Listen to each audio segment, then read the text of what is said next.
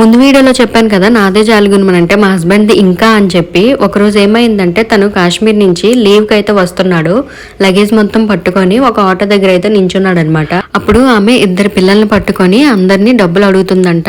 చైతన్య చూసి ఒక హార్లిక్స్ డబ్బా, కొంత అమౌంట్, ఇంకా మిల్క్ కొనేసి ఆమెకి ఇచ్చాడు. ఆమె చైతన్య కొంచెం సైడ్కి వెళ్ళగానే హార్లిక్స్ డబ్బా ఎదురుగా ఉన్న మెడికల్ షాప్ లో అయితే ఇచ్చేసి అమౌంట్ తీసుకుందంట రిటర్న్. అలా అయిన తర్వాత ఇంకా చైతన్య ఇంటికి వచ్చి అందరితో చెప్తే అందరూ నవ్వుకున్నారంట. ఈ విషయం నేను పెళ్లి అయిన తర్వాత ఇంటికి వెళ్ళాను కదా, అప్పుడు మా అత్తయ్య వాళ్ళు ఇంకా అందరూ చెప్పారు నాకు ఈ విషయం. అప్పుడు నాకు కూడా నవ్వు వచ్చింది. సో ఎప్పుడు ఇలానే చేస్తూ ఉంటాడు చైతన్య. ఒకవేళ ఎప్పుడైనా మేము బయటికి వెళ్ళామంటే తన దగ్గర 200 ఉన్నాయి అనుకోండి, అందులో 100 రూపాయలు బయట ఎవరికైనా ఇస్తూ ఉంటాడు.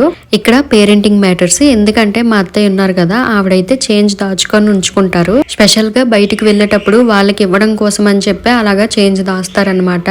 ఒకవేళ ఎవరైనా కనిపించకపోతే ఈ రోజు ఎవరు కనిపించలేదే అని అనుకుంటారనమాట. So as a new parent గా నేను కూడా మా విహాన్ని అలాగే పెంచాలనుకుంటున్నాను. ఇంకా ఈ వీడియోలోకి వస్తే, ఆమ్లెట్ ఒక్కసారి నేను చేసిన విధంగా చేయండి, అల్లం వెల్లుల్లి పేస్ట్ వేసుకొని, చాలా బాగుంటుంది.